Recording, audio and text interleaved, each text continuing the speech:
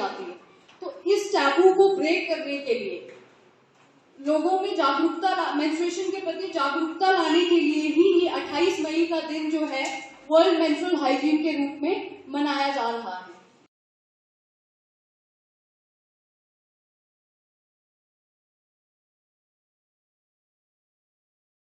ये world menstrual hygiene day जो है ये 2014 से मनाया जा रहा है और इसका उद्देश्य ये है कि बाय द ईयर 2030 मेंस्ट्रुएशन जो वर्ड है इसको एक सभी लोग इस तरह से स्वीकार करें कि एक नॉर्मल फैक्ट ऑफ लाइफ है।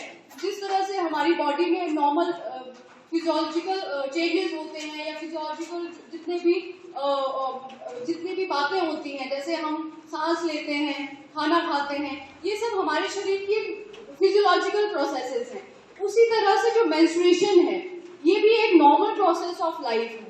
अब आप देखिए कि जो मेंस्ट्रुएशन है, अगर किसी औरत को मेंस्ट्रुएशन नहीं होती है तो वो माँ नहीं बन सकती। इसका क्या मतलब है कि जिस महिला को पीरियड्स नहीं आते हैं वो आगे मतलब ह्यूमंस का जो विकास है, जो डेवलपमेंट है, वो मेंस्ट्रुएशन से ही स्टार्ट होता है। तो आप देखिए कितनी बड़ी बात है कि लोग इसके बारे में, जहां से लोग जन्म लेते हैं उस चीज के बारे में ही अवेयर नहीं है और उस चीज के बारे में खुल के बात ही नहीं करना चाहते हैं। ठीक है, तो ऐसा क्यों है? ऐसा ना हो, इसकी वजह से महिला की लाइफ पे जो है बहुत ज्यादा बुरा प्रभाव पड़ता है।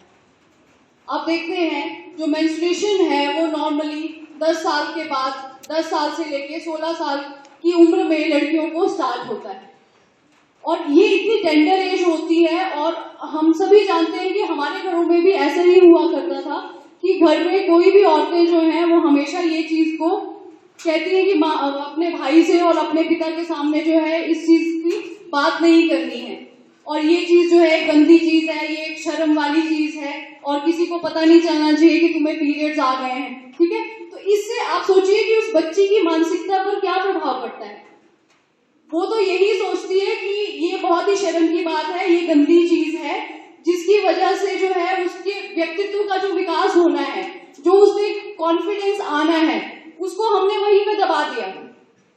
ठीक है, वो सोचती है कि ये तो कुछ गलत बात है, शर्म की बात है, अब मैं क्या करूं। ठीक है, तो उससे क्या होता है कि साइकोलॉजिकली बच्चों के, जो छोटी बच्चियां होती हैं, उनके दिमाग पे जो है इसका गहरा असर पड़ता है और परिणाम स्वरूप क्या होता है कि एक कॉन्फिडेंट चाइल्ड, एक कॉन्फिडेंट गर्ल जो है वो नहीं बन पाती है। और गाँव में तो कई बच्चियां ऐसी हैं जो पीरियड्स आने के बाद स्कूल तक जाना छोड़ देती हैं और कई ऐसी हैं जो स्कूल जाती भी हैं लेकिन जो वो महीने के मेंस्ट्रुअल एजुकेशन है वो छोटी बच्चियों को दी जाना बहुत ज्यादा जरूरी है।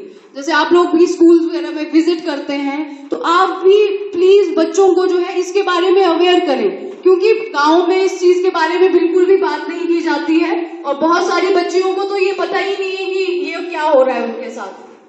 कई सारी बच्चियां ऐसे सोचती हैं कि उनको कैंसर हो गया है, अचानक से ब्लीडिंग आने शुरू हो गई है और जो उनके घर पे माता पिता है वो भी उनको जानकारी नहीं दे सकते। क्यों नहीं दे सकते? क्योंकि जो विमेन हैं, जो उनकी माताएं हैं, उनको इसके बारे में अच्छे से जानकारी नहीं है, क्योंकि उन्होंने भी वही सीखा है जो उनके साथ हुआ था। और जो जेंट्स लोग हैं वो तो इसके बारे में बात ही नहीं करते। तो इसलिए ये हमारी रिस्पॉन्सिबिलिटी है कि हम बच्चों को, आने वाली महिलाओं को जो है अच्छे से जागरूक करें इस चीज के बारे में, उनको सही जानकारी जो है वो दें और उसके साथ साथ उनके जो माता पिता हैं उनको भी इसके बारे में एजुकेट करें।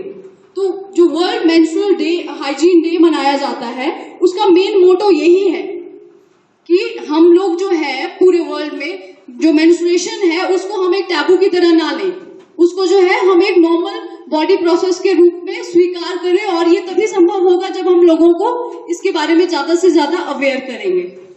तो ये मेन मोटो है वर्ल्ड मेंस्ट्रुअल हाइजीन डे मनाने का। ठीक है, अब हम बात करते हैं